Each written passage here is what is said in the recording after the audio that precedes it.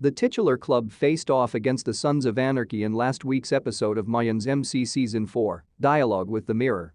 While the Mayans were unsuccessful in their attempts to kill a number of prominent Sons of Anarchy members, they did manage to kill a few bikers.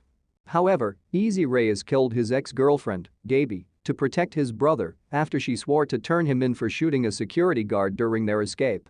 Here's a spoiler-filled recap of Mayans MC Season 4, Episode 8, The Righteous Wrath of an Honorable Man, which covers the episode's aftermath. Following the events of the previous episode, Easy finds himself dreaming about the beautiful and terrifying times he shared with Gaby. His father, Felipe Reyes, has a butcher shop and he goes there right away. Easy informs Felipe that Gaby has died and that he has finally figured out who he is. Easy considers himself to be a destructive force. This enrages Felipe, who expresses his disappointment in Easy, and the biker agrees. Felipe bursts into tears as Easy walks away. Easy also speaks with Angel Reyes, who expresses regret for putting him in such a precarious position. Marcus Alvarez joins the Mayans at the temple later to plot their next move against the Sons of Anarchy, who have been attacking members of the club. Alvarez approves a deadly attack aimed at destroying the San Bernardino Charter and making the Sons of Anarchy reconsider any future vengeance. Alvarez, on the other hand, does not take part in the attack because the other Mayan chiefs believe he is too valuable to lose. Conche, the Yuma Mayan chief, decides to accompany Santo Padre in place of Alvarez. A number of San Bernardino Charter members are caught off guard by the Mayans, who even slip inside the chapter's compound for a surprise attack. The Santo Padre Mayans defeat the San Bernardino Club, despite the fact that some members are injured. Bishop is also on the verge of death, but Taza saves him. While the Sons of Anarchy members are being stripped of their cuts, Easy rushes into the Charter's chapel and shoots one of the members hiding there. Conche enters to support him. "I caught you slip-in," Easy says after turning on Yuma Mayan, echoing Conche's sentiments from earlier in the season. Conche is then shot in the head by Easy. Angel arrives just after the shooting has ended. The Mayans celebrate their victory at the Santo Padre clubhouse. Manny receives Easy's condolences on Conche's death. He then tells the Yuma Mayan that he should try to get promoted to vice president of his club because the leadership will be changing after Conche's death. Manny has a strong suspicion that Easy had something to do with Conche's death. Taza says he no longer owes Bishop anything for not letting him shoot himself the night he confessed to Riz's murder. Cody is also brought to the party by Creeper, and the two of them drink with Bishop. Later, Creeper tells Cody that he wants her to be his girlfriend someday, and she says she's open to the idea.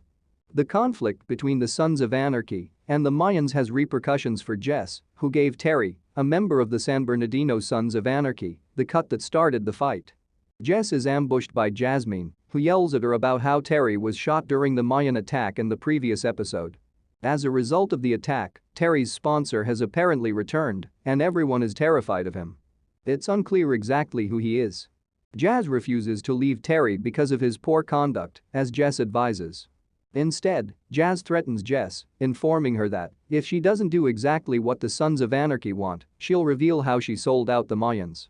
Angel and Adelita reconnecting and attempting to raise their child together is one of the primary subplots in The Righteous Wrath of an Honorable Man.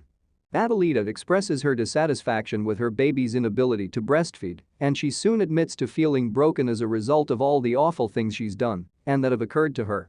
She refers to herself as a monster and claims that, by murdering the people who were parenting him earlier in Mayans MC Season 4, she is repeating the trauma she went through. Angel, on the other hand, claims that it is their responsibility to safeguard their child in order to prevent him from becoming like them. Angel also claims that, if Adelita abandons their child, he will keep it. Emily Galindo, on the other hand, runs away from work when someone comes looking for her. She picks up a bus ticket and a suitcase from a locker. A large sum of money, as well as a new passport and driver's license, are kept in the bag. She gets on a bus bound for Covington, Kentucky, where her son and sister reside. Finally, Gilly brings Ray and her son to stay at his house after her husband, Paul, nearly got the boy to kill him earlier in Mayans MC Season 4. They end up having a talk in which they talk about their time in the military, and Ray reveals that, while in Mosul, they killed a family. Ray takes responsibility for what happened, but Gilly explodes in anger. Later, he sleeps in his car with his gun held close. With Loba's new generation cartel leader El Banquero, Mayans MC finally pays off one of the major subplots of The Righteous Wrath of an Honorable Man.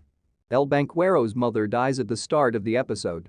This causes him to have a nervous breakdown, during which he confronts his sister, Soledad, and declares sole control of the cartel. He won't work with her any longer and says that, if he lets her live, he'll shut her away from the rest of the world. Soledad, though, has other plans. At the end of this episode, it's revealed she abducted Miguel Galindo at the start of last week's episode of Mayans MC.